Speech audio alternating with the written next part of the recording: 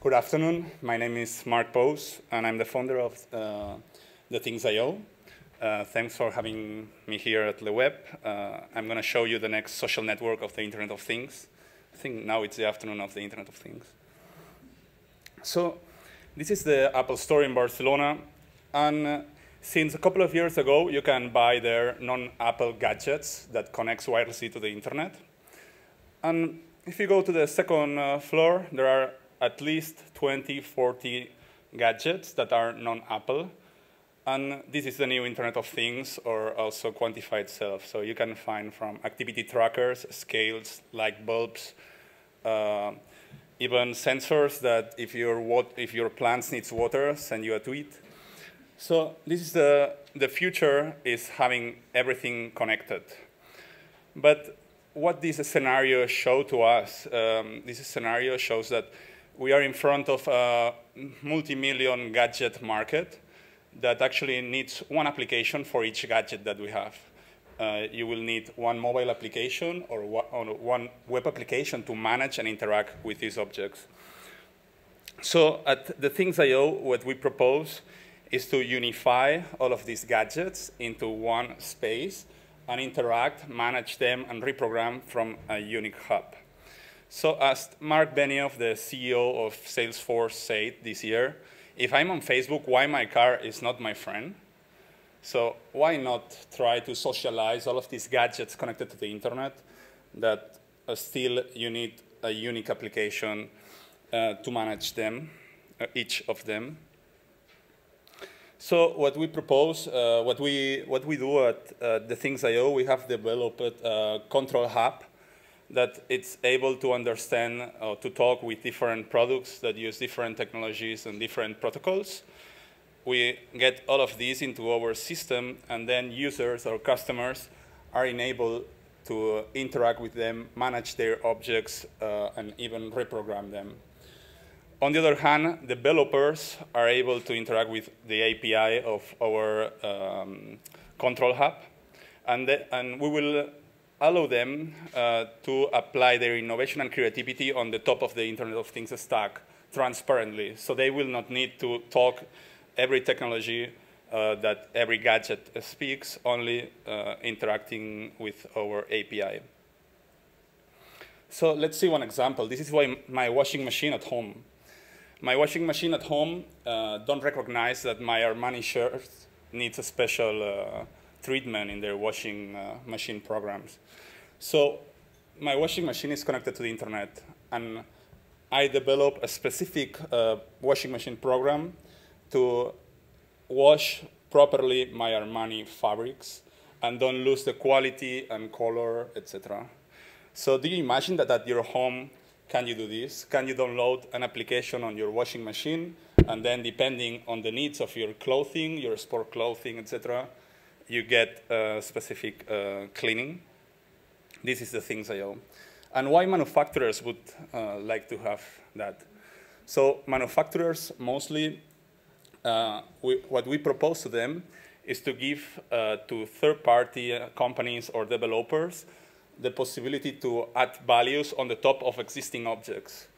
On the other hand, sometimes manufacturers only get feedback from customers that had a problem with their objects. In this case, if they connect their objects through theThings.io, they will get in real time the state of what's happening on that object.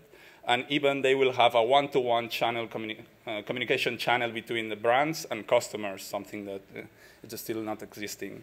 On the other hand, as we will create this social graph between objects and people, the advertising campaigns could be very focused. We are a team split between Barcelona and Munich. We are a very balanced team of interaction designers, Internet of Things experts, and developers. And this is our strategy. So today, we are still on beta. We are testing internally, but we have 200 users that actually sign up in our website. Next week we will be at Sonar. It's a techno music festival in Barcelona, and we will be connecting sofas to the internet. So if you are in Barcelona, please come and you will taste what is a sofa connected to the internet.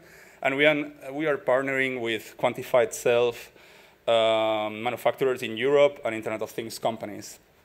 What we plan is to get a funding to grow, and in a couple of years be the reference platform of the Internet of Things, in Europe at least.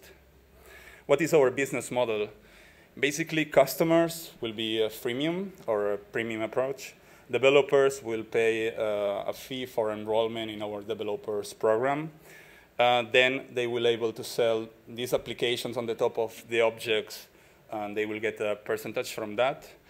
And finally, manufacturers will be able to buy us advertising spots in the social network. They also can pay for getting access to the real-time brand analytics.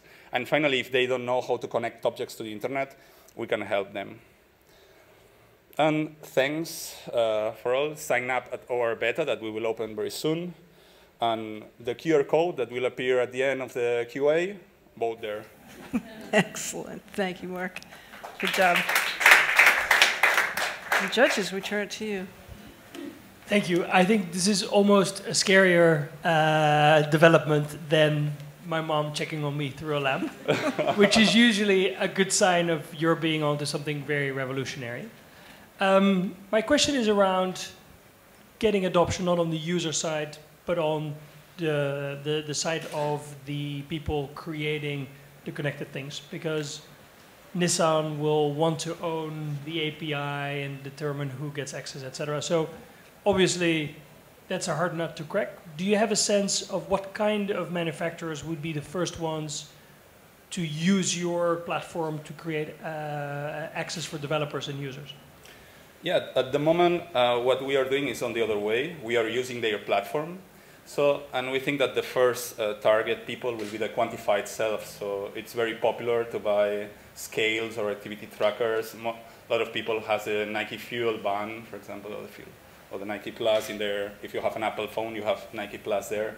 So the idea is these people or these companies have an API, an open API. So the thing that we are doing is integrating through their API into our platform. We are doing in this side.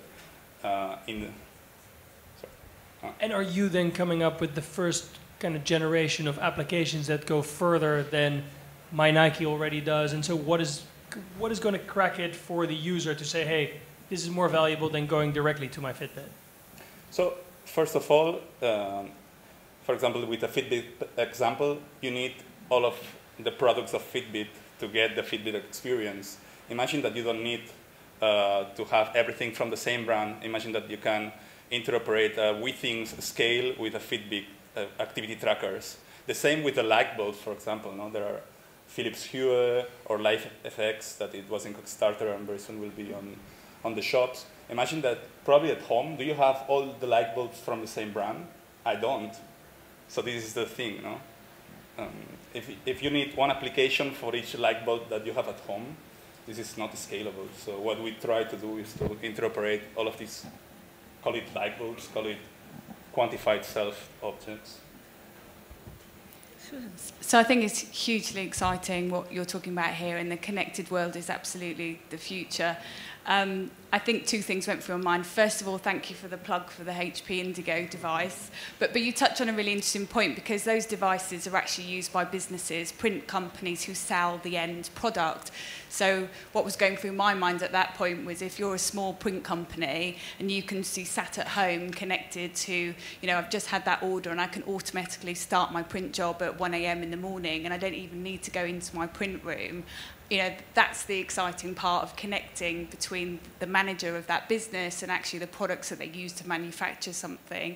And lots of that exists today. But the other point that we had around, you know, your challenge, I think, is where do you start and how do you build an end business model from it? So if you touch on the Nike Get Fit, there's exciting new startups out there like TickTrack who are connecting some of those dots. You know, do you go work with a TickTrack and focus on health and well-being, which is massively important to all of us today. So I think, you know, fantastic. I think you need to think about where do you start and how do you actually get some real momentum behind something tangible that can be useful to both growing businesses and actually individuals. But, you know, well done, a great pitch.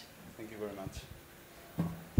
I don't have a huge amount to add. I kind of agree with what's been said. I think finding that really clear use case and first application is going to be critical, just to, at least as a kind of demonstration of what you can achieve. I'm a bit worried on the kind of Fitbit, WeThings example. You know, those things interoperate already where they want to, they've connected, and where they don't want to, where Fitbit competes with WeThings, they don't interoperate and don't want to. So I think, you know, just a little bit more on what's going to be that killer first use case that you can show the market how powerful this can be. Yeah, you're right. In the Internet of Things topic, it's complicated to find nowadays a killer app right now. But what we want to build is something that goes farther, like a toolbox where we give the innovation and creativity to developers or third-party companies, and they apply their creativity. They will create this killer app. We have our creativity and innovation limited, and we want to do the hard part for them. This is one of the ideas of this. And on the other hand, if there are manufacturers that they don't want to integrate or they don't want to be interoperable, I think in the future, most of the objects that we will have around will be reprogrammable. I don't know if you have read the last number of Wired, in the US edition. They are talking about this. And I think this is the direction to open this to third people, open their products. It's like, for example, the bottles that you have here on the floor. It's a plastic bottle, and it's made for having water inside and make people drink, but you can cut it and put a flower inside. It's not made for that. But maybe some people think that it's more useful as a flower pot than as a bottle when it's empty. So why not? All right, well, unfortunately we are out of time, so that's the why not for why not more questions. Okay. But I thank you for your questions, thank you for your presentation. Good luck to you. Thank you. And thank you very much for joining us here.